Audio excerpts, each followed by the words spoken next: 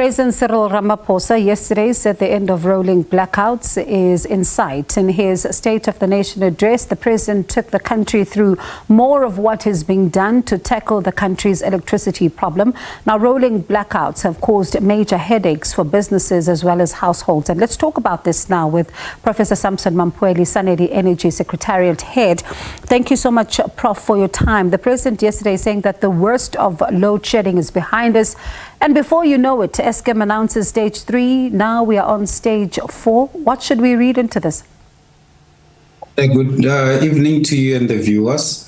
So there have been improvements since the president announced his energy action plan. And some of the improvements, he touched on them yesterday. The energy action plan has got the short-term measures, the mid-term measures, and the long-term measures.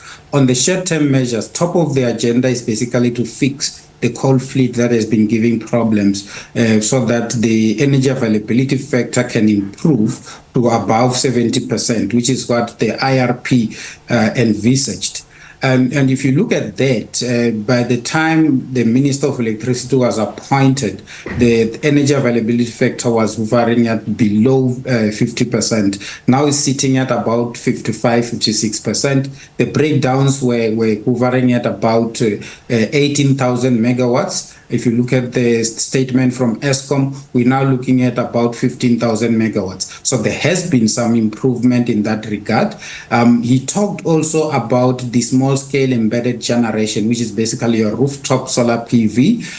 Since the introduction of the rebate by government, we have seen the uptake of that to about 4 gigawatts. And I was at Eskom about 2 weeks ago looking at the impact of that. It's quite massive. You can see it coming in during the day when the sun is shining and relieving us quite greatly.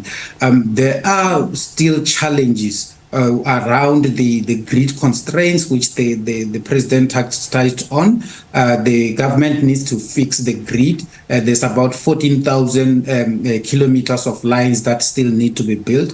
He indicated that government is working on a plan that may bring in the private sector to assist with the grid part of things. Yeah. You recall that the Minister of Mineral Resources and Energy couldn't announce more than 3,000 megawatts of renewable energy because of the grid constraints.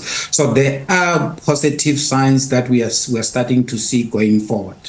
Prof, and that is true. We listening to you, of course, we've been hearing about this plan, and even when the minister was briefing on Sundays, as well, talking to us about what needs to happen, what is happening. The plans are in place. We hear that it's one thing. But if the president, the head of state, says that the end of load shedding is in sight, and then minutes later, Eskom says that we are going to stage 3 from stage 2. And then today we're finding ourselves in stage 4. What should we read into this as South Africans? Because yes, the plans are there, but we don't have plans when it comes to wanting electricity now. So what are we believing as South Africans? Because if we're told it's near and then it's ramped up, these two don't mix. Yeah, so we need to put this into context. So when the president says that the end of load shedding is near, is quite correct, because we look at the interventions that he put in place and see whether we are seeing any results out of that.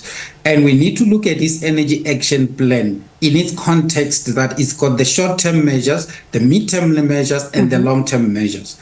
And on the short-term side of things, we're starting to see results, as I have alluded to. Yeah. On the mid-term and long-term kind of a situation, he talked about bringing in new generation capacity, for instance, from both the private sector and government.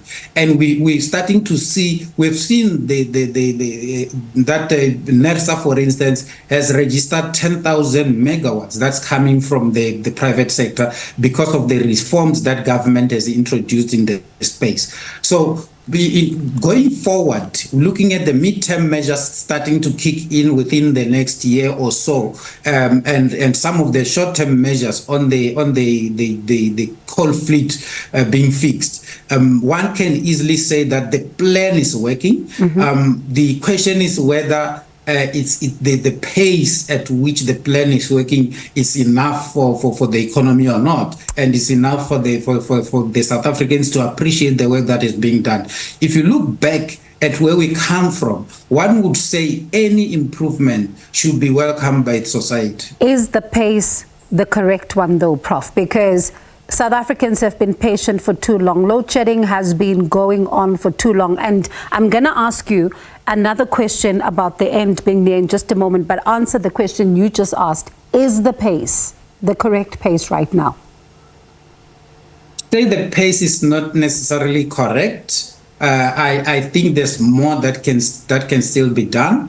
If you look at the heart of the problem, which is the coal fleet that has been giving problems because it's aging, it has not been properly maintained in the past, and the intervention from government, which is basically giving money to Eskom creditors, not necessarily to Eskom.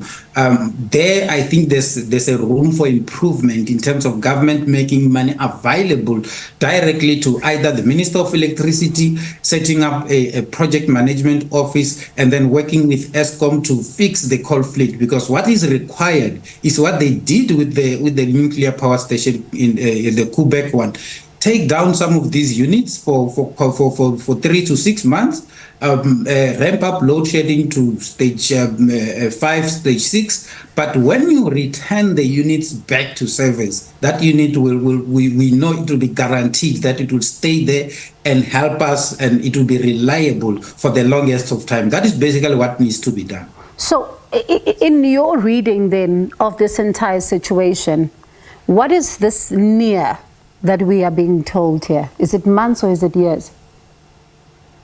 I would say it's between 11 and 12 months. We're looking at about a year, and that is also dependent on the fixing of the coal fleet. We're sitting at about 15,000 megawatts unplanned capacity loss factor, which is basically the breakdowns. That needs to go down drastically to about 5,000 megawatts or so for us to see the end of load shedding. But there are other measures that still need to come on board.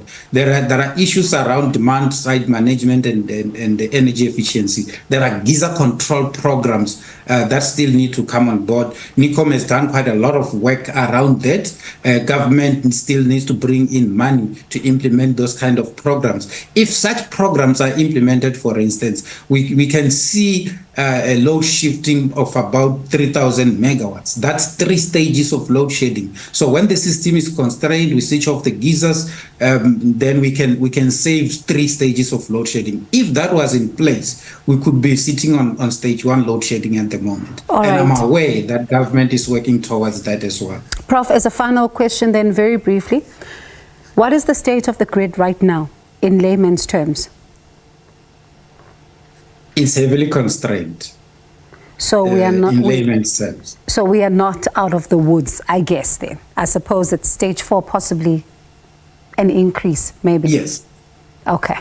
It's highly unpredictable. It could go up to stage 5 or it could go down. But Eskom is busy working on the reserves.